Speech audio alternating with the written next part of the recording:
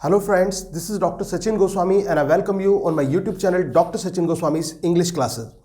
दोस्तों, जैसा कि आप जानते ही हैं कि इस समय जो मैं आपको पोएम करा रहा हूं वो है माइकल। माइकल जो ये पोएम है, Michael is the poem by William Wordsworth. ये पोएम किसकी है? सबसे पहला तो आपको यही पता होना चाहिए, बेसिक सा क्वेश्चन है कि माइकल पोएम किसकी है, तो your answer will B William Wordsworth. ये विलियम वर्ड्सवर्थ की पोएम है, माइकल इसका नाम है। और जो मैंने आपको कल कराया था और मैंने आपसे बोला था कि कुछ एडिशनल पॉइंट्स हैं इस पोएम को लेकर, वो आज कंटिन्यू रहेंगे। और जैसे कल आपको बताई थी माइकल पोएम, उम्मीद है कि आपको समझ में आई होगी। आज उसी के कुछ एडिशनल पॉइंट्स मैं आपके साथ ऐड करूंगा यहां पर। तो ये विलियम वर्ड्सवर्थ की पोएम है, ये आपको मालूम ही होगा। मैं जैसा कि मैंने आपको कल बताया था कि ये कैसी पोएम है, ये एक पेस्टोरल पोएम है। Michael is a poem by William Wordsworth and it is a kind of pastoral poem. ये वर्ड्सवर्थ की पोएम है, पेस्टोरल पोएम है। और इस पेस्टोरल में भी दोस्तों, ये जो पेस्टोरल पोएम है ये एक ओड है। क्या है ये? ओड, सॉरी ये मैं गलत बोल गया, ये एक बैलेड है। पेस्टोरल है, पेस्टोरल ये एक बैलेड है जो माइकल पोएम है। और किसके द्वारा लिखी गई है? विलियम वर्ड्सवर्थ की पोएम है। और ये जो पोएम है दोस्तों, ये पब्लिश जो हुई थी, ये पोएम 1800 में पब्लिश हुई थी। 1800 में पब्लिश हुई थी। किस में पब्लिश हुई थी? In the edition of lyrical ballad. Lyrical ballad के एडिशन में 1800 में इस पोएम को पब्लिश कराया गया था, जिसका नाम क्या है? जिसका नाम है माइकल। माइकल एक पेस्टोरल पोएम है। पेस्टोरल आप जानते ही हैं, पेस्टोरल जुड़ा हुआ होता है रस्टिक एनवायरनमेंट से, पेस्टोरल जुड़ा हुआ होता है विलेज के सीन से, जिसको एक शेफर्ड सॉन्ग भी कहा जाता है। तो वो पेस्टोरल होता है। तो ऐसा रूरल बैकग्राउंड इसमें दिखाया गया है। और पूरा का पूरा चलचित्र ऐसा नजर आता है जैसे कि मानो जो ह्यूमन और जो नेचर है वो दोनों का एक कोऑर्डिनेशन वर्ड्सवर्थ ने इस पोएम में बैठाया है और उसको बहुत ही पिक्टोरियल वे में उसको प्रेजेंट किया गया है। सुंदर एक पिक्टोरियल आर्ट का प्रेजेंटेशन है वर्ड्सवर्थ के द्वारा इस पोएम में। और यहां पर ये जो पोएम है ये आपको उनकी दूसरी पोएम से बिल्कुल अलग लगेगी। क्यों? क्योंकि बाकी पोएम्स में आप क्या देखते हैं, वो नेचर को डिस्क्राइब करते हैं, नेचर्स के सीन के बारे में बताते हैं। यहां पर नेचर है, नेचर को किसके साथ साथ दर्शाया गया है? नेचर को दर्शाया गया है ह्यूमन बीइंग के साथ, इंसान के साथ, जो मानव की क्रियाकलाप है उसके साथ नेचर को यहां पर रिप्रेजेंट किया गया है। अब ये फैक्ट्स जानना जरूरी है क्योंकि एग्जाम में क्वेश्चन आता है कि माइकल पोएम किसकी है? विलियम वर्ड्सवर्थ की है। पेस्टोरल बैलेड ये पोएम है। 1800 में इसको लिरिकल बैलेड में इसको पब्लिश किया गया। और इसमें जो मेन कैरेक्टर है वो माइकल का कैरेक्टर है, माइकल का कैरेक्टर है। इसके साथ मैंने आपको बताया इसमें जो दूसरा कैरेक्टर आता है वो आता है इजाबेल का। इजाबेल का कैरेक्टर है। इजाबेल कौन है? इजाबेल वाइफ है। किसकी वाइफ है? माइकल की वाइफ है इजाबेल। और इसके बाद तीसरा कैरेक्टर आता है इनका बेटा लूक। अब ये जो माइकल है, माइकल एक एजिड मैन है। माइकल एक एजिड मैन है। एक इसके अलावा ये एक एजिड फादर या एक एजिड पेरेंट के रूप में भी माइकल को जाना जाता है। जो माइकल है, माइकल एजिड मैन है, एजिड फादर है। क्यों है? क्योंकि उसकी बहुत अधिक उम्र में उसको संतान हुई जिसका नाम था लूक। और लूक की रेस्पॉन्सिबिलिटी उस एज में जब इंसान अपनी मृत्यु के कगार पर होता है, उस एज में अगर जो बच्चे की रेस्पॉन्सिबिलिटी आ जाए तो बहुत बड़ी एक जिम्मेदारी हो जाती है।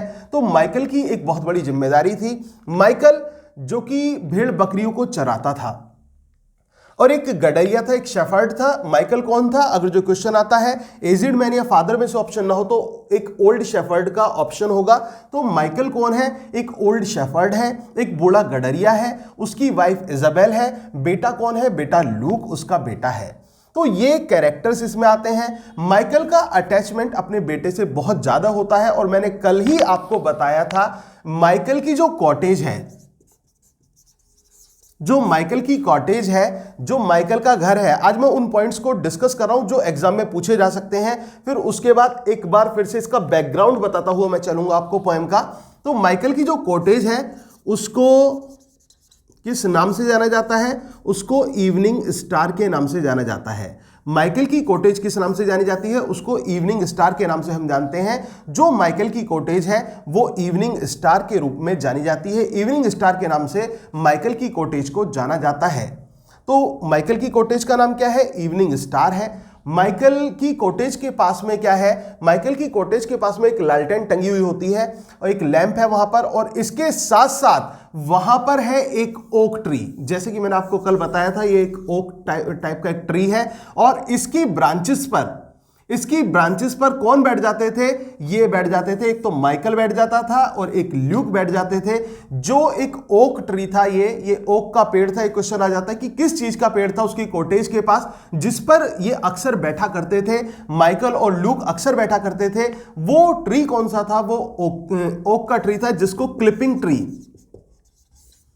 क्लिपिंग ट्री के नाम से भी इसमें मेंशन किया गया है। तो ये क्लिपिंग ट्री आ जाए, ओक ट्री भी इसमें हो सकता है, इवनिंग स्टार मैंने आपको बताया, और उनके जो पेरेंट हैं ल्यूक के, उसके बारे में बताया। माइकल जो इसका मेन प्रोटैगनिस्ट है, माइकल इसका मुख्य किरदार है। माइकल एक ऐसा व्यक्ति दिखाया गया है जिस पर परिवार की बहुत सारी जिम्मेदारियां होती हैं। एक ऐसा फादर जो अपने परिवार को लेकर चिंतित रहता है, एक ऐसा फादर जो अपने बच्चे के फ्यूचर के बारे में सोचता है, और एक ऐसा फादर जो जिम्मेदारियों के और एक किसी बर्डन के तले दबा हुआ है, लेकिन वो आगे उठना चाहता है, वो आगे बढ़ना चाहता है और अपने बेटे को वो आगे बढ़ाना चाहता है। लेकिन जिम्मेदारियां कुछ ऐसी होती हैं, कुछ विपरीत परिस्थितियां ऐसी बन जाती हैं कि उसके जो सपने हैं वो केवल सपने ही बनकर रह जाते हैं। माइकल एक बहुत ही एक सुलझा हुआ गडरिया है, एक शेफर्ड है जो कि अपनी मतलब जो अपना बच्चा है उसका ल्यूक जो है, ल्यूक को वो एक तरह से एक मैच्योर्ड बॉय के रूप में वो विकसित कर रहा है। और दूसरी बात ये कि जो ल्यूक है, ल्यूक को वो शहर भेज देता है। जैसे कि कल मैंने आपको बताया था, ल्यूक को शहर भेज देता है, लेकिन भेजने का कारण क्या होता है, किस परिस्थितियों में भेजता है, उस पर हम एक छोटी सी चर्चा आज भी करते हैं। और आज मैं आपको इसके कुछ अदर्स मेजर पॉइंट भी बताता हूं। पहले इतना आप देखिए कि इतना कॉन्सेप्ट आपके क्लियर है। माइकल एक शेफर्ड है, उसकी वाइफ इजाबेल है, बेटा ल्यूक है, ठीक है। और ये एक पेस्टोरल पोएम है, पेस्टोरल बैलेड है ये, और विलियम वर्ड्सवर्थ के द्वारा लिखी गई है। माइकल जो है वो एक एजिड मैन है, एजिड फादर है, और उनकी जो कॉटेज है उसको इवनिंग स्टार का नाम दिया गया है। और वहां पर एक ट्री था, जो किसका ट्री था? ओक ट्री था, जिसको क्लिपिंग ट्री के नाम से भी जाना जाता है, जिसकी शाखाओं पर ये अक्सर चढ़ जाते थे, बैठ जाते थे। इतना आपको क्लियर होना चाहिए, इतना कॉन्सेप्ट क्लियर होना चाहिए। फिर हम आगे बढ़ते हैं। ये जो माइकल, मैंने आपको बताया कि ये जो बैकग्राउंड है पोएम का, ये कहां से है, किससे बैकग्राउंड आता है, जो पोएम का मतलब किस जगह, ये कहते हैं ना कि किस जगह ये फिट है, किस ये सीन लोकेटेड है, इसका कहां पर सीन है। तो दोस्तों ये सीन है ग्रासमेयर का।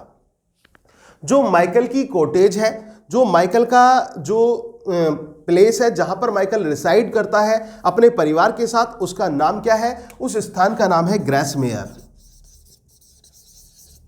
ग्रासमेयर उस पर्टिकुलर प्लेस का नाम है। तो ये क्वेश्चन आ जाए कि इसका लोकेशन क्या है, इसका लोकेशन क्या है, तो आपका आंसर होगा Grasmere. Grasmere is the location of the poem Michael. Michael का जो लोकेशन है, माइकल जो बैकग्राउंड है, जो सीन है, जिस दृश्य को ये दर्शाती है, वो ग्रासमेयर का। अब ग्रासमेयर में भी हम बात करते हैं उस पर्टिकुलर प्लेस की जहां पर इस पोएम को एक तरह से फिट किया गया है, इसके दृश्यों को दर्शाया गया है। और वो जो स्थान है वो स्थान है गिल वैली। गिल हम बोल सकते हैं, जो गिल वैली है, गिल वैली का वो पर्टिकुलर प्लेस है, ठीक है ना। टुमेल्चुअस ब्रेक है, टुमेल्चुअस ब्रेक पर गिल वैली है। टुमेल्चुअस ब्रूक पर कौन सी है? ब्रूक पर गिल वैली है। और कौन सा प्लेस है? ग्रासमेयर प्लेस है। टुमेल्चुअस ब्रूक पर गिल वैली का जो ग्रासमेयर प्लेस है, वहां पर यह स्थान लोकेटेड है। एक बार मैं फिर से बता देता हूं, टुमेल्चुअस ब्रूक है, टुमेल्चुअस ब्रूक पर गिल वैली है और प्लेस ग्रासमेयर है। टुमेल्चुअस पर गिल वैली, टुमेल्चुअस गिल वैली ग्रेसमेयर ये प्लेस है, इसका भी एग्जाम में पूछ लिया जाता है किस स्थान पर है और कहां पर ये लोकेट है। अब सबसे बड़ी बात, ये जो स्थान है ये कैसा है, किस तरह का ये स्थान है। दोस्तों यहां पर एक नदी है, नदी बहती है और उस नदी के पास में बहुत सारे स्टोन्स पड़े हुए हैं, बहुत सारे स्टोन्स वहां पर पड़े हुए हैं, स्टोन्स फैले हुए हैं। तो उन स्टोन्स के पास में, उन स्टोन्स के पास में जो जिसका नाम माइकल है, जो एक शेफर्ड है, वो अपनी भेड़ बकरियों को चराता है। किस स्थान पर चराता है, फिर से सुन लीजिए। टुमेल्चुअस ये प्लेस है, ठीक है ना, इसमें गिल वैली है, टुमेल्चुअस ब्रूक पर गिल वैली है और गिल वैली में ग्रेसमेयर ये प्लेस है। तो ग्रेसमेयर प्लेस पर वहां पर उस नदी के पास में, ये उस नदी घाटी के पास में अपनी भेड़ बकरियों को चराता है। वहां पर स्टोन्स ही स्टोन्स वहां पर फैले हुए हैं। और जो ये माइकल है ये बहुत हार्ड वर्किंग मैन है और हार्ड वर्किंग के साथ साथ माइकल जुड़ा हुआ है अपनी रूट से, अपनी जिसे कहते हैं ना कि बिल्कुल डाउन टू अर्थ होना, अपनी जमीन से जुड़ा हुआ व्यक्ति होना। माइकल एक इस प्रकार का व्यक्ति है जो अपनी जमीन से जुड़ा हुआ है, जो उसका वर्क है उसमें पूरी तरह से माइकल का डेडिकेशन हमें देखने को मिलता है। पूरी तरह से वो अपने वर्क को लेकर डेडिकेटेड है जो माइकल है। माइकल एक ऐसा गडरिया, एक ऐसा शेफर्ड है जो अपने वर्क को लेकर पूरी तरह डेडिकेटेड है, अपनी जमीन से जुड़ा हुआ है। और इतना ही नहीं, Michael is attached with the nature. Nature के साथ माइकल ऐसे अटैच है, एक ऑटोबायोग्राफिकल टच हमें देखने को मिलता है। जैसे कि वर्ड्सवर्थ की हम बात करें तो वर्ड्सवर्थ प्रकृति के साथ पूरी तरह से अटैच थे, पूरी तरह से जुड़े हुए थे। ऐसा ही कैरेक्टर यहां पर माइकल का रिप्रेजेंट किया गया है। माइकल एक ऐसा कैरेक्टर जो प्रकृति के साथ पूरी तरह से जुड़ा हुआ है, प्रकृति के साथ पूरी तरह से जुड़ा हुआ है। और यहां तक कि माइकल एक ऐसा व्यक्ति है जो सब कुछ प्रेडिक्ट कर सकता है कि प्रकृति में क्या हो रहा है, क्या नहीं हो रहा है, वो सब बता सकता है। Even he can give the prediction of the nature itself. वो यहां तक कि जो प्रकृति का जो एक प्रेडिक्शन है प्रकृति के बारे में कि प्रकृति में अब क्या होगा, कैसा मौसम होगा, उसके बारे में भी माइकल जो है प्रेडिक्शंस दे देता है। तो माइकल एक इस प्रकार का कैरेक्टर है। तो यहां पर यह क्वेश्चन ये बनता है कि विच character in the poem Michael can predict about whether. मौसम के बारे में कौन सा कैरेक्टर है जो बता सकता है कि आज कैसा मौसम होगा या फिर किस तरह का मौसम आगे है। तो वो कौन कैरेक्टर है? Your answer will B Michael. आपका आंसर क्या होगा? माइकल होगा। तो माइकल एक ऐसा कैरेक्टर है। ये मैं वो क्वेश्चंस बता रहा हूं, मैंने आपसे कहा था कल कुछ और पॉइंट्स ऐड करेंगे, तो वो पॉइंट्स कल भी मैंने आपको काफी पॉइंट्स बता दिए थे। आज फिर इस पोएम से लेकर मैं कुछ पॉइंट्स आपको बताऊंगा और उसके बाद में जो इंपॉर्टेंट लाइंस हैं, जो इस पोएम की इंपॉर्टेंट लाइंस हैं, उनका एक जो क्लिक करके उनकी मैं आपको भेज दूंगा या फिर क्रॉप करके आपको भेज दूंगा उसकी लाइंस, कि ये लाइंस आपको इसके लिए मेनली तैयार करके जाना है। तैयार क्या करना है? आपने स्टोरी पढ़ ली, कॉन्सेप्ट क्लियर हो गया, लाइन एकदम समझ में आ जाएगी और उस लाइन को बस केवल पहचानना है कि इस पोएम की लाइन है, क्योंकि लाइंस के यही पूछा जाता है कि किस पोएम से ली गई लाइंस हैं। तो बाकी तो स्टोरी पता होनी चाहिए, क्योंकि अदर क्वेश्चंस क्या आते हैं, स्टोरी बेस्ड आते हैं। और माइकल पोएम एक ऐसी है जिसमें स्टोरी से रिलेटेड क्वेश्चंस ज्यादा पूछे जाते हैं। और स्पेशली आउटलाइन जो मैंने आपको बताया, इस आउटलाइन से तो बहुत ही क्वेश्चन आते हैं। तो एक बार फिर से इसको क्लियर कीजिए। माइकल एक ओल्ड शेफर्ड है, इजाबेल उसकी वाइफ है, ल्यूक उसका बेटा है, ठीक है। और ये एक पेस्टोरल बैलेड है और ये 1800 में जो लिरिकल बैलेड है उसके एडिशन में इसको पब्लिश किया गया। और माइकल एक एजेड मैन है, एजेड फादर है, ठीक है ना। और ये जो पोएम है, ये जो उसका कॉटेज है, पहले हम कॉटेज की बात कर लेते हैं। जो उसका कॉटेज है वो इवनिंग स्टार के नाम से जाना जाता है। वहां पर एक ट्री है, किसका ट्री है? ओक ट्री है, जहां पर जिसके ऊपर माइकल और ल्यूक अक्सर जो है वो झूला करते थे, मतलब इस पर बैठ जाया करते थे, तो उस पर एंजॉय किया करते थे, जिसको क्लिपिंग ट्री के नाम से भी जाना जाता है, ठीक है। और इसके अलावा जो इसका कॉटेज है वो इवनिंग स्टार के नाम से जाना जाता है। लोकेशन क्या है? पोएम की लोकेशन क्या है?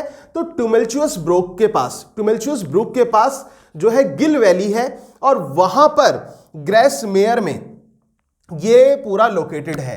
पूरा का पूरा दृश्य ग्रेसमेयर का है, जहां पर माइकल रहता है अपने परिवार के साथ, और उसके परिवार के बारे में मैंने आपको बताया है कि उसके परिवार में कौन कौन है, ये आपको क्लियर कराया जा चुका है। और वहीं पर वो अपनी लाइफ को गुजर बसर करता है। और जो एक दृश्य है उससे बहुत, मतलब जो एक दृश्य है वो ऐसा प्रभावित करने वाला है कि अगर जो कोई पथिक वहां से निकले तो वो उस दृश्य को देखकर वास्तव में रुक जाए। जैसे सॉलिटरी रीपर के बारे में कहा था ना कि सॉलिटरी रीपर जो है जब वो गीत गाती है उस स्थान पर, तो कोई भी अगर जो वहां से कोई भी व्यक्ति पासरबाई वहां से गुजरता है तो उस समय उसको देखकर वो रुक जाता है, ठहर जाता है या चुपचाप निकल जाता है। ऐसा ही ये दृश्य है जो मोहित करने वाला है, जो आकर्षित करने वाला होता है, ये दृश्य आता है। और इसमें मैंने आपको बताया माइकल एक ऐसा व्यक्ति है, माइकल एक ऐसा शेफर्ड है जो कि हवाओं के चलने से यह पता लगा लेता है कि वेदर कैसा होना है, किस प्रकार का वेदर होना है, तो फोरकास्ट कर देता है ये वेदर की, केवल और केवल उस एटमॉस्फेयर को देखकर, नेचर की जो नजरिया है उसको देखकर ये जज कर लेता है जो माइकल है। माइकल जो है वो अपनी पत्नी के साथ इस स्थान पर जिसका मैंने बताया, वहां पर माइकल अपनी पत्नी के साथ रहता था। और क्या काम था माइकल का?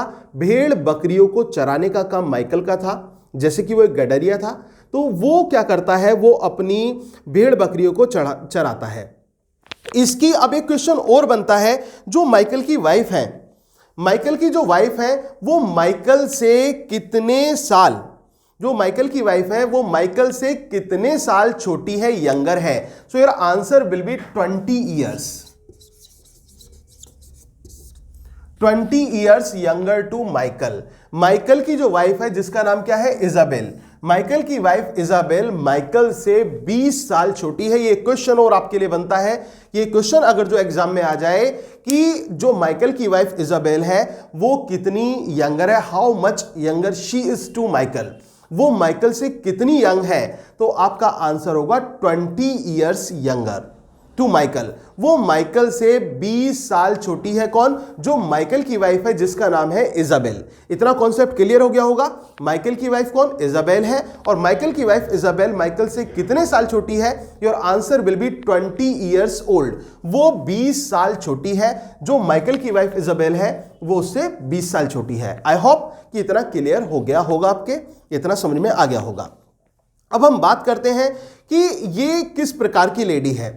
जो माइकल की वाइफ इजाबेल है वो किस प्रकार की, जैसे कि कल ही मैंने आपको बताया था, वो एक डेडिकेटेड लेडी है, वो एक हार्ड वर्किंग लेडी है, वो एक हार्ड वर्किंग है, डेडिकेटेड है। और डेडिकेटेड, उसका डेडिकेशन हमें देखने को मिलता है उसके पति के प्रति, उसके बेटे के प्रति। एक मदर टच, एक डिवोटेड वाइफ के रूप में उसको प्रेजेंट किया गया है। जो माइकल की वाइफ इजाबेल है उसको इस तरह से दिखाया गया है। उसकी जो हैबिट्स हैं वो मतलब इस प्रकार की हैं कि एक जिसको कहते हैं कि एन एक्टिव लेडी, हम उसको बोल सकते हैं, एक सक्रिय, वो एक प्रकार की लेडी है जो हमेशा एक्टिव रहती है, चीजों के बारे में पॉजिटिव सोच रखती है, पॉजिटिव उसका नजरिया है जो माइकल की वाइफ इजाबेल का है। और वो अपने पति को पूरी तरह से कोऑपरेट करती है, उसके काम में पूरी तरह से उसका हाथ बटाती है, माइकल की जो वाइफ है। और ये देखो, सबसे बड़ी बात यह है कि डेडिकेशन की बात कैसे देखने को मिलती है, एक डेडिकेशन कैसे देखने को मिलता है। और ये हमें जब ये हम बात करते हैं कि जब ये इजाबेल की जो एज थी, ये क्वेश्चन भी इंपॉर्टेंट बनता है दोस्तों, ये बिल्कुल ध्यान से समझने की कोशिश करना। व्हेन इजाबेल वाज 60, जब इजाबेल 60 साल की थी, 60 साल की उम्र आप समझ सकते हैं। जो ये 60 साल की जो एज होती है ये वृद्ध अवस्था वाली एज लग जाती है। इसमें सीनियर सिटीजन का एक टाइटल भी मिल जाता है कि सीनियर सिटीजन हो गए।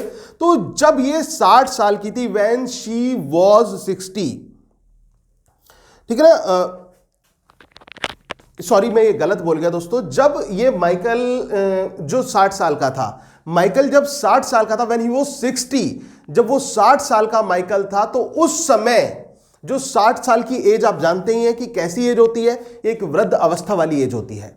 ये एक ऐसी एज जिसमें इंसान अपने मतलब मृत्यु की तरफ ज्यादा सोचने लगता है, आगे की तरफ ज्यादा देखने लगता है। उस समय की उम्र में इस लेडी ने एक बच्चे को जन्म दिया जिसका नाम क्या था, ल्यूक था। When he was 60, Michael was 60, वो ही और शी का डिफरेंस हो गया दोस्तों, उसको सही कर लेना। जब माइकल 60 साल का था, when he was 60, तो उनके एक बेटे का जन्म हुआ था ल्यूक का। तो कहने का मतलब माइकल की एज उस समय 60 साल की थी। माइकल की एज कितने साल की थी, 60 साल की थी। और ये आपको पता ही है कि जो इसकी वाइफ थी उसकी, वो इससे कितनी यंग थी, 20 साल यंगर थी, 20 ईयर्स यंगर थी। तो आप उनकी एज का भी अंदाजा यहां पर लगा सकते हो। तो किस प्रकार से ये उस समय डेडिकेशन हमें देखने को मिलता है कि जब माइकल 60 ईयर्स ओल्ड था तब ल्यूक का जन्म हुआ। अब ल्यूक का जन्म क्यों हुआ, क्यों 60 साल में ऐसा माइकल ने किया, तो इसके पीछे क्या है, इसके अगर जो आप इनके डेवलपमेंट, थॉट और हिस्टोरिकल बैकग्राउंड ऑफ पोएम को पढ़ेंगे तो आपको पता चलेगा कि माइकल के पीछे एक बर्डन था, एक जिम्मेदारी थी। माइकल को यह लगता था कि मैं इस अपनी लैंड को वापस कैसे लूंगा, किस प्रकार से लूंगा। तो उसको लगता था कि अगर जो मेरी कोई संतान होगी तो वो आगे चल के जो मेरी जो भूमि है, जो मेरी जमीन है, जिसको एक तरह से गिरवी रख दिया गया था। गिरवी क्यों रख दिया गया था यह भी मैं बता देता हूं। माइकल का जो नेफ्यू था, उसके ऊपर क्या था, कर्ज हो गया था। और उसका कर्ज चुकाने के लिए माइकल ने अपनी जमीन को गिरवी रख दिया। अब उसको छुड़ाने के लिए पैसे चाहिए, लेकिन इतने पैसे माइकल के पास कहां से आए। अब माइकल को लगता है कि अगर जो मेरे फ्यूचर का कोई सहारा बन गया, अगर मेरे फ्यूचर में मतलब मुझे हेल्प करने वाला कोई मिला, मेरा बेटा हुआ, तो वो इस जमीन को जरूर छुड़ा लेगा, ऐसा माइकल के दिमाग में आता है। तो माइकल इस वजह से माइकल इस वजह से इस कार्य को अंजाम देता है। तो इसका जो बेटा है ल्यूक, जब माइकल 60 साल का था तब उसका जन्म हुआ था, ल्यूक का जन्म हुआ था। ल्यूक का जो बर्थ था वो परिवार में एक नई खुशी लेकर आया। जैसे कि होता ही है कि बच्चे का जन्म होना परिवार में एक बड़ी खुशी का एक माहौल बन जाता है, क्योंकि पेरेंट्स के लिए जो उसका जो सहारा होता है पेरेंट्स का, वो उनका बच्चा होता है, उनकी संतान होती है। और माइकल के यहां पर ल्यूक का पैदा होना माइकल के लिए एक पॉजिटिव रे थी कि एक तो वही जो माइकल के माइंड में था, और दूसरा क्या, दूसरा की संतान का सुख वो माइकल को मिल गया। और वहां पर अब क्या था, ये दोनों के दोनों एक साथ लाइफ को एंजॉय करते थे। जो फादर और जो सन थे, फादर और सन कौन, माइकल और ल्यूक जो थे, ये अपनी लाइफ को पूरी तरह से एंजॉय करते थे। और किस प्रकार से, जब माइकल छोटा ही था तो जब ल्यूक छोटा ही था तो ल्यूक को माइकल अपने साथ ले जाया करता था।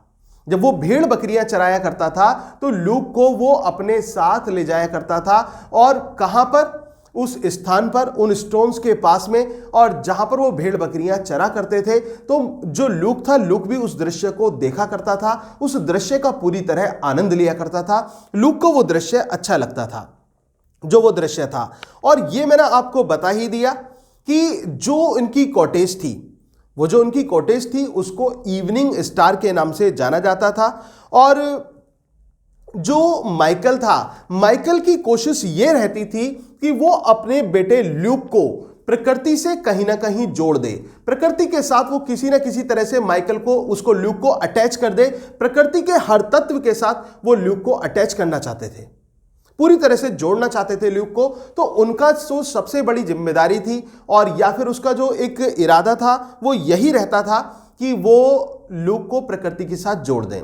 और यही कारण था कि वो ल्यूक को अपने साथ लेकर जाते थे।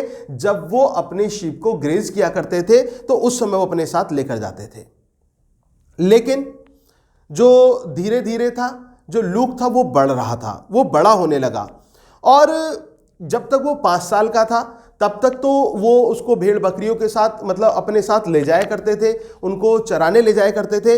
लेकिन जब ल्यूक 10 साल का हुआ दोस्तों, जब ल्यूक की जो एज थी वो 10 साल की हुई, तो माइकल ने, जैसा कि एक फादर भी होता है, जब बच्चा बड़ा होता है तो फादर क्या करता है, वो अपने बच्चे को इंस्ट्रक्ट करने लगते हैं, आगे की रणनीति बताने लगते हैं, तो वो भी ऐसा ही करते हैं। वो ल्यूक को आगे के लिए इंस्ट्रक्ट करना चालू कर देते हैं, ल्यूक को नए नए इंस्ट्रक्शन देना चालू कर देते हैं। और किससे जुड़े हुए? भेड़ बकरियों से जुड़े हुए इंस्ट्रक्शंस उनको मिलते हैं ल्यूक को, और वो बताते हैं कि किस प्रकार से ये काम किया जाता है। वो सारी बातें जो माइकल है, माइकल के द्वारा वो सारी की सारी बातें ल्यूक को बताई जाती हैं। अब इसके बाद क्या होता है, ल्यूक जो है अब और बड़ा होता है और ल्यूक अपने फादर का एक कंपेनियन के रूप में यहां पर ल्यूक को देखा जाता है कि वो एक सच्चा कंपेनियन बन गया है। किसका? वो एक सच्चा कंपेनियन बन गया है माइकल का। माइकल का एक ट्रू कंपेनियन कह सकते हैं हम उसको, कि माइकल के ट्रू कंपेनियन के रूप में ल्यूक को देखा जा सकता है। ल्यूक उस रूप में कार्य यहां पर करता है अपने फादर के साथ। अब लेकिन सबसे बड़ी बात वही थी, अब उसके दिमाग में यह आता है कि भाई ये जो मेरी जो जमीन है जिसको मैंने गिरवी रखा है एक तरह से, उसको मुझे वापस लेना है, तो मैं कैसे ले पाऊंगा, किस तरह से मैं उसको वापस ले पाऊंगा। तो यहां पर जो ये क्या कहते हैं इजाबेल है, इजाबेल उसको ये सलाह देती है, इजाबेल की ये सलाह होती है कि अगर हमें जमीन अपनी वापस चाहिए, अगर जो हमें अपनी लैंड वापस चाहिए, तो हमें ल्यूक को लंदन भेजना होगा। ल्यूक को क्या करना होगा? ल्यूक को लंदन भेजना होगा किसी कार्य के लिए, ल्यूक ताकि लंदन चला जाए। वो ये कहती है कि इससे बेस्ट जो है वो ऑप्शन नहीं हो सकता ल्यूक को लंदन भेजने का। अब इसमें एक क्वेश्चन ये भी बनता है साथियों कि एक मैं आपको नेम मेंशन करूंगा यहां पर,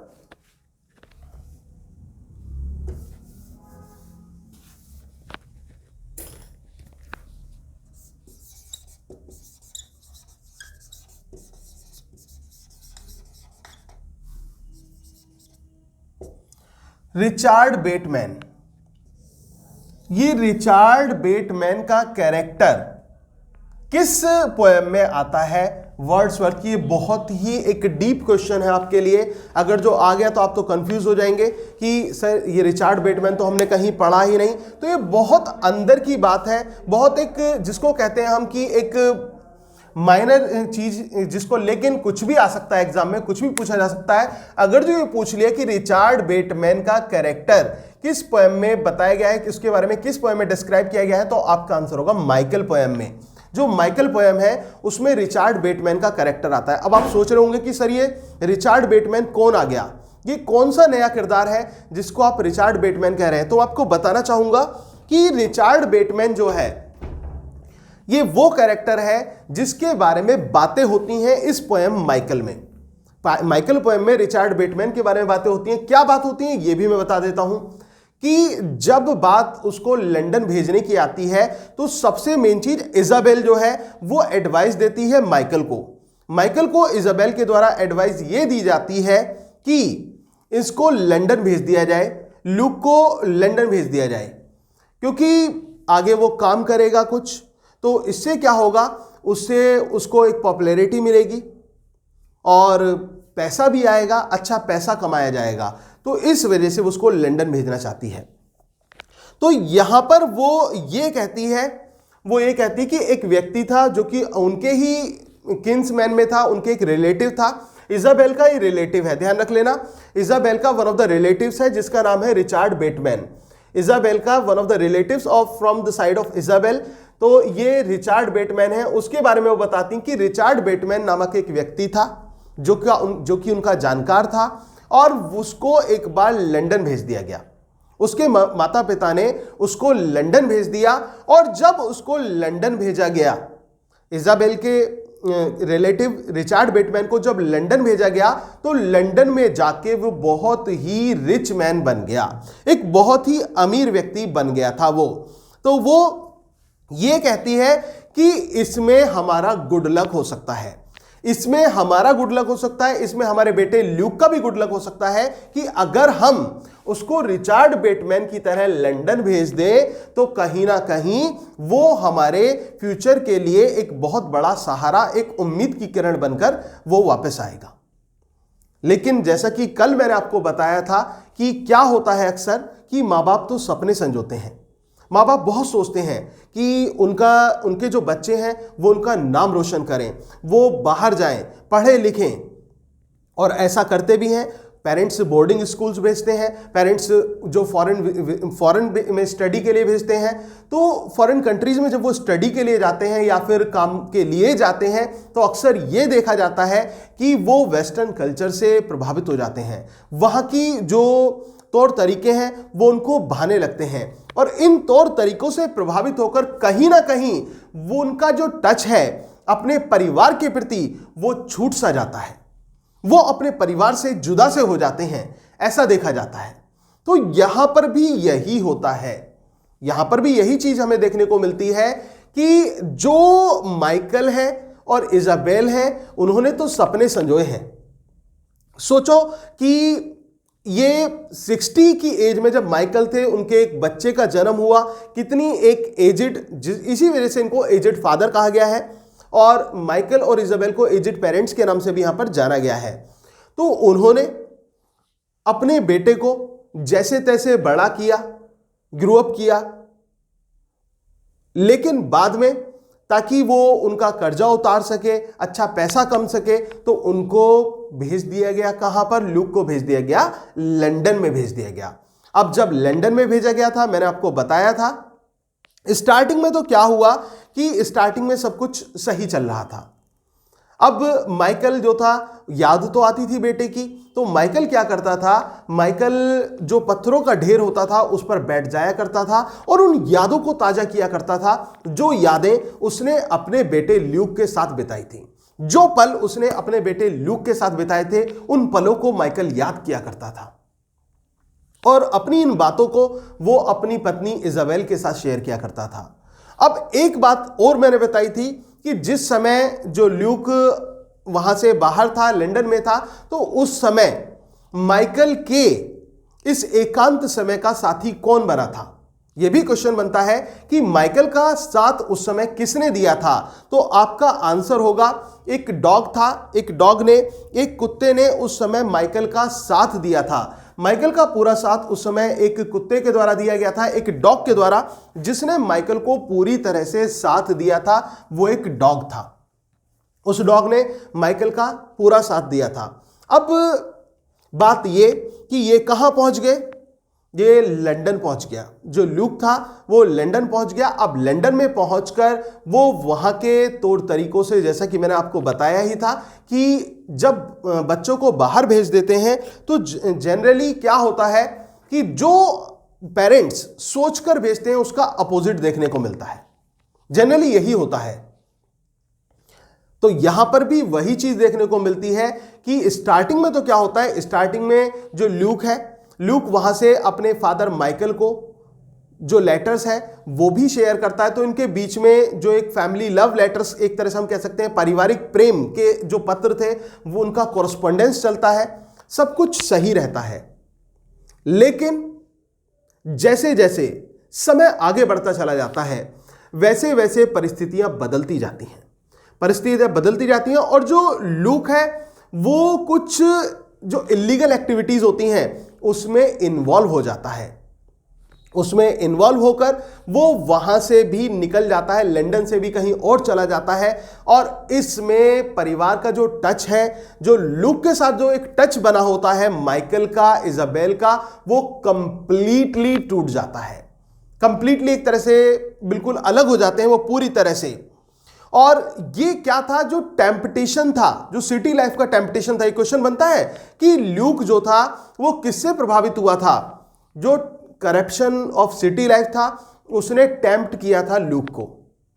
तो ल्यूक को उस चीज से टेम्प्ट होने की वजह से वो उसका जो पूरा का पूरा ध्यान है, पूरी की पूरी सारी चीजें हैं वो बदल जाती हैं और वो एक पॉजिटिव कैरेक्टर से नेगेटिव कैरेक्टर में चेंज हो जाता है। जब तक उसको अच्छे संस्कार उसके साथ थे, उसके माँ बाप उसके साथ थे, तब तक वो बहुत अच्छा था, सारी चीजें उसके साथ बहुत अच्छी चल रही थीं। लेकिन जैसे ही उसको लंदन भेजा गया तो स्टार्टिंग में सही रहा, लेकिन उसके बाद परिस्थितियां बदली, और परिस्थितियां कुछ ऐसी बदली कि सब कुछ ही बदल गया।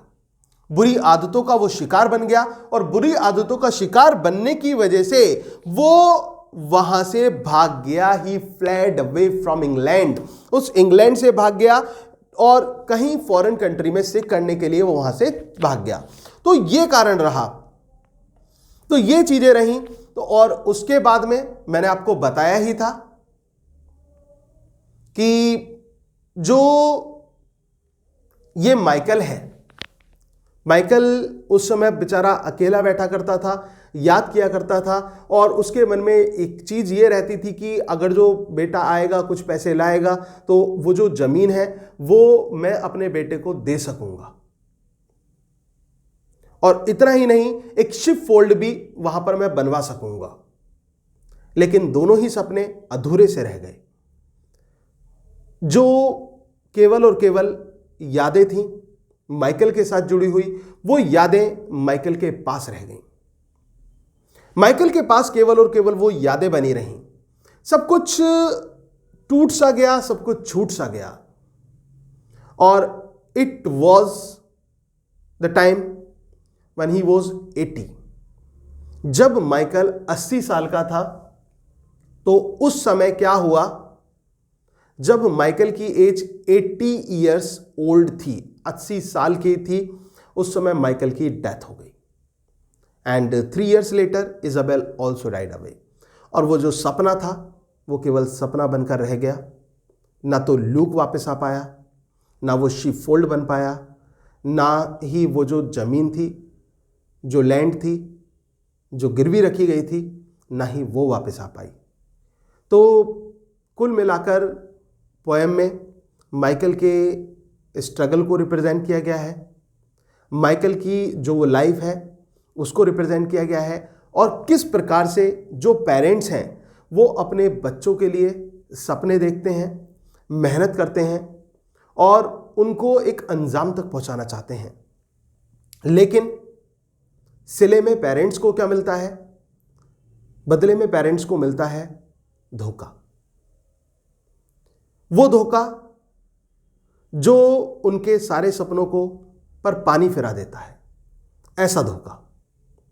और अक्सर ये समाज में देखने को मिलता है, ये सारी बातें समाज में हमें देखने को मिलती हैं। तो कुल मिलाकर एक रियलिस्टिक टच है, रियलिस्टिक पिक्चर है सोसाइटी की, और रियलिज्म से ही, रियल स्टोरी से ही प्रभावित होकर वर्ड्सवर्थ ने ये पोएम लिखी है जिसका नाम है माइकल। ग्रेस मेयर के ही एक परिवार की कहानी को वो बताते हैं। ये माइकल की कहानी रियलिस्टिक टच लिए हुए है और इसमें ये दिखाया गया है कि कैसा फैमिली बॉन्ड था, लेकिन वो फैमिली बॉन्ड किस प्रकार से टूटता चला गया और बेटे को अपने से अलग क्या किया कि बेटा तो पूरी तरह से अलग हो गया। तो ये कहानी कुछ इस तरह की है। उम्मीद है कि आपको इस स्टोरी का जो हर पॉइंट है, ईच एंड एवरी पॉइंट, जो इससे जुड़े हुए फैक्ट्स हैं, वो सब क्लियर हो गए होंगे।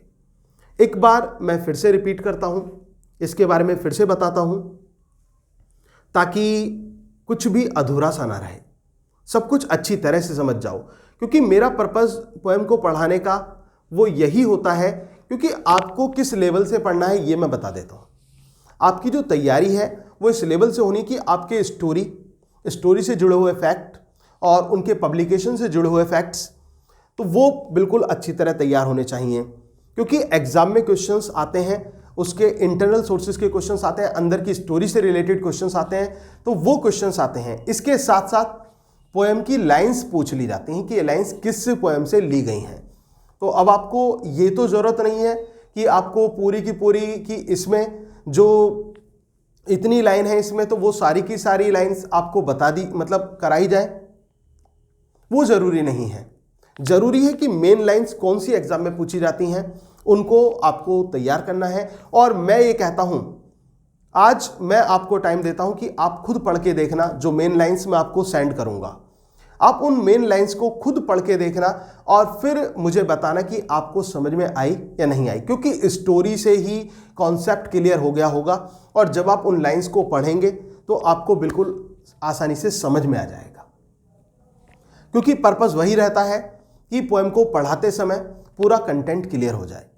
क्वेश्चन कहीं से भी आ जाए आप इजीली उसका आंसर दे दें, आपको जरा सा भी उसमें डाउट ना हो, इस प्रकार से आप उसका आंसर दे दें।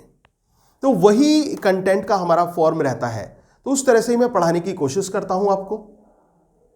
तो दोस्तों ये जैसा कि मैंने आपको बताया कि ये जो पोएम है जिसका नाम माइकल है, ये एक पेस्टोरल पोएम है और पेस्टोरल पोएम है, और इसके अलावा इस पोएम में माइकल का कैरेक्टर है, माइकल जो कि एक शेफर्ड है, माइकल एक शेफर्ड है, एक गडरिया है, माइकल की वाइफ इजाबेल है, उनका बेटा लूक है। और ये पोएम विलियम वर्ड्सवर्थ की है, पेस्टोरल बैलेड है इंक्लूडिंग 491 लाइंस, और इसमें जो उनकी जो कॉटेज है उसको इवनिंग स्टार के नाम से जाना जाता है। क्वेश्चन आ जाता है कि माइकल्स की कॉटेज का नाम क्या है। ये very very very very very most important question है आपके लिए, तो बिल्कुल माइंड में बिल्कुल इसको ट्रेस कर लेना है आपको कि माइकल की कॉटेज को किस नाम से जाना जाता है। तो your answer will B evening star, evening star के नाम से। दूसरा क्वेश्चन ये बनता है कि कौन सा ट्री था उनके कॉटेज के पास में, तो आपका आंसर होगा ओक ट्री, और इसको क्लिपिंग ट्री का नाम भी दिया गया है। इसकी शाखाओं पर अक्सर बैठा करते थे कौन, माइकल और लूक इसकी शाखाओं पर अक्सर बैठा करते थे। और ये जो पोएम है ये एक पेस्टोरल बैलेड है, 1800 में इसको लिरिकल बैलेड के एडिशन में इसको पब्लिश किया गया था। माइकल एक एजेड मैन है, माइकल एक एजेड फादर है, ठीक है। अब एजेड मैन एजेड फादर क्यों कहा गया है वो कॉन्सेप्ट अब आपके क्लियर हो चुका है, क्योंकि जब माइकल 60 साल का था, व्हेन ही वाज 60, तब लूक का जन्म हुआ था, और जो इजाबेल थी वो माइकल से 20 साल छोटी थी। तो ये इसकी सेटिंग कहां है, इसकी सेटिंग ग्रेसमेयर में है, ग्रेसमेयर में इसकी सेटिंग है। और जो ये मैंने आपको बताया कि गिल जो वैली है उसकी ये कहानी है, ये जो स्टोरी है, स्पेशली ये कहानी माइकल की है, इजाबेल की है, लूक की है। इसके साथ साथ इसमें एक कैरेक्टर को मेंशन किया गया है जिसका नाम है रिचार्ड बेटमैन। रिचार्ड बेटमैन कौन है, रिचार्ड बेटमैन जो इजाबेल हैं उनके किन्समैन है, उनका एक रिलेटिव है। ये उसका एग्जाम्पल दिया जाता है, जो इजाबेल है वो माइकल को एग्जाम्पल देती है रिचार्ड बेटमैन का, कि रिचार्ड बेटमैन नामक एक उनका एक जानकार था जिसको लंदन भेजा गया था, और जब वो लंदन गया था तो वो बहुत रिच हो गया था। क्यों दिया जाता है एग्जाम्पल, क्योंकि लूक के लिए भी ऐसा ही सोचा जा रहा है। लूक जो कि माइकल की तरह जड़ों से ही जुड़ा हुआ था, और माइकल ने उसको अपने जैसा पूरा बनाने की कोशिश की, और माइकल के जो कदमों के पीछे वो चल भी रहा था, क्योंकि जब वो 5 साल का था तो माइकल उसको अपने साथ ले जाने लगा था। जब वो 10 साल का हुआ तो माइकल उसको चीज़ों के बारे में इंस्ट्रक्ट करने लगा, लेकिन जब वो बड़ा हुआ, जब वो 18 साल के करीब हुआ, तो फिर उसको डिसीजन ये लिया गया कि उसको शहर भेजा जाए, उसको कुछ पैसे कमाने के लिए। कारण ये था कि एक तो हाथ बटेगा, दूसरा ये कि वो जो ज़मीन है, वो जो लैंड है वो भी वापस आ जाएगी। तो इस वजह से उसको डिसीजन लिया गया, और उस डिसीजन को एक पॉजिटिव बात, पॉजिटिव वे कहां से मिला, जब इजाबेल ने एडवाइस दी थी माइकल को कि वो लूक को बाहर भेज दे, और एग्जाम्पल दिया रिचार्ड बेटमैन का, तो वहां पर और बात स्ट्रांग हो जाती है। कारण क्या था इनकी, मतलब इस तरह की बदहाली या फिर लैंड के चले जाने का, कि इन्होंने अपने नेफ्यू को सपोर्ट किया, क्योंकि जैसे कि मैंने आप बताया कि दिल से बहुत बड़ा था माइकल, अपनी जमीन से जुड़ा हुआ था, अपने प्रकृति के हर तत्व से जुड़ा हुआ था, वो वेदर की फोरकास्टिंग कर सकता था। तो सोच सकते हो आप कि कितना एक गहन अध्ययन था उसको पूरे प्रकृति का। ऐसा व्यक्ति था माइकल, इस प्रकार का गडरिया था माइकल। तो भेड़ बकरियों की पूरी नॉलेज जो कि लूक को देता था, सब चीज़ें बताता था, लेकिन बाद में उसको लंदन भेजने का एक निश्चय किया गया। लंदन में भेजा भी गया, ऐसा नहीं कि उनका टच नहीं रहा, टच रहा, लेटर आए, बातें हुई, लेकिन बाद में जो टेम्पटेशन ऑफ सिटी थी, करप्शन था, उसने जो लूक था अपनी तरफ लूक को आकर्षित किया, और यही कारण था कि वो कुछ बैड एक्टिविटीज़ में इन्वॉल्व हो गया, और फिर उसने वहाँ से भागने का निश्चय कर लिया। और फिर कभी वो माइकल को दोबारा नहीं मिल पाया। और देर भी बहुत हो चुकी थी, क्योंकि it was the time when Michael was 80। ये वो समय था जब माइकल की एज 80 ईयर्स ओल्ड थी। 80 साल का उस समय माइकल हो चुका था। उस समय 80 साल के होने पर जो ये था माइकल, उसकी डेथ हो गई। और 3 साल बाद किसकी मृत्यु हो गई? जस्ट आफ्टर 3 ईयर्स जो उनका बेटा था, सॉरी, जो उनकी वाइफ थी इजाबेल माइकल की, उसकी भी मृत्यु हो गई। तो आई होप कि ये पूरी की पूरी स्टोरी आपको तैयार हो गई होगी, ये अच्छे से समझ आ गई होगी।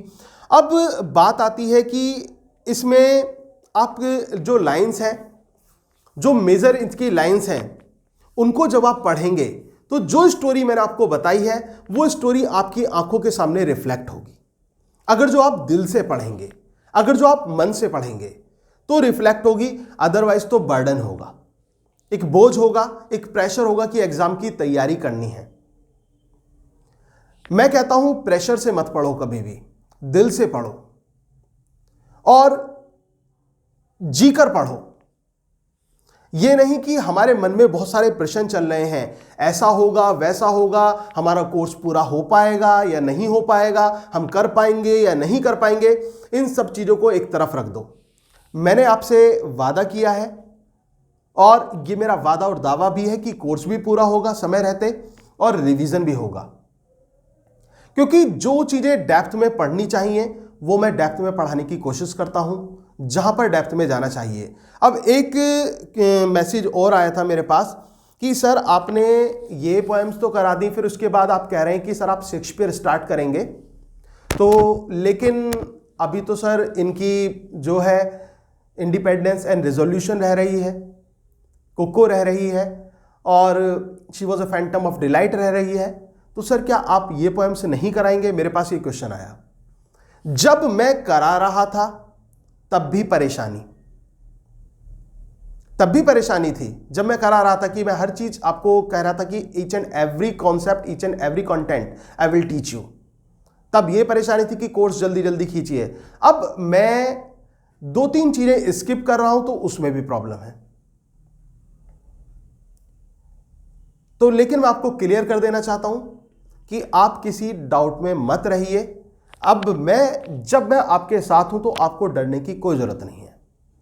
यह नहीं कि मैं वो पोएम्स नहीं कराऊंगा, वो भी कराऊंगा, लेकिन उनके बारे में, क्योंकि जो मैंने स्किप किया आप समझ गए होंगे कि मैं कुछ भी जो मेजर इंपॉर्टेंट है ना उसको स्किप नहीं करता।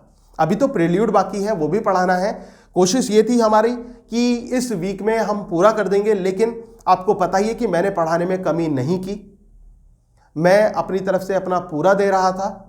लेकिन उसके बावजूद भी अभी प्रील्यूड का जो पार्ट है, वो प्रील्यूड जो है वो हमारी बाकी है, और जो अदर पोएम्स जो हम बात कर रहे हैं, शॉर्ट पोएम्स और अदर पोएम्स की, उनके बारे में केवल मैं स्टोरी और कंटेंट आपको बताऊंगा, उसी से क्लियर हो जाएगा। और वो बताऊंगा कि जो क्वेश्चंस एग्जाम में उनसे पूछे जाते हैं, तो उसकी चिंता मत करना, कुछ भी आपका अधूरा नहीं रहेगा, कुछ भी अनटच नहीं रहेगा। तो आपको बिल्कुल भी परेशान होने की जरूरत नहीं है। मुझे पता है कि आप जो पूछ रहे हैं वो गलत नहीं पूछ रहे हैं, कुछ भी गलत नहीं पूछ रहे हैं, क्योंकि आप जुड़े हुए हैं और आपको एग्जाम निकालना है, आपका ये मोटो है। ये देखकर मुझे अच्छा भी लगता है। मुझे अच्छा लगा कि आपके अंदर एक क्यूरियोसिटी थी कि सर ये हो गया, ये नहीं कराया, ये भी तो होना चाहिए। तो वो मैसेज पढ़कर अच्छा लगा बहुत, कि आपके अंदर चीज़ों को जानने की इच्छा है, आप क्यूरियस हैं जानने के लिए, और आप पढ़ना चाहते हैं। देखो, ये सबसे बड़ी बात है कि आप पढ़ना चाहते हैं। और मुझे ऐसे कैंडिडेट्स बहुत अच्छे लगते हैं जो वास्तव में डीप जाना चाहते हैं, जो डीप स्टडी करना चाहते हैं। अदरवाइज कुछ तो ऐसे भी होते हैं जो ये कहते हैं कि सर बस खत्म कीजिए, हो गया, बहुत हो गया। अरे ये कोई हमारी BA MA या 10th-12th की क्लास नहीं है कि केवल हमने लिया दिया पढ़ा दिया। ये तो आपको फ्यूचर के लिए तैयार करना है।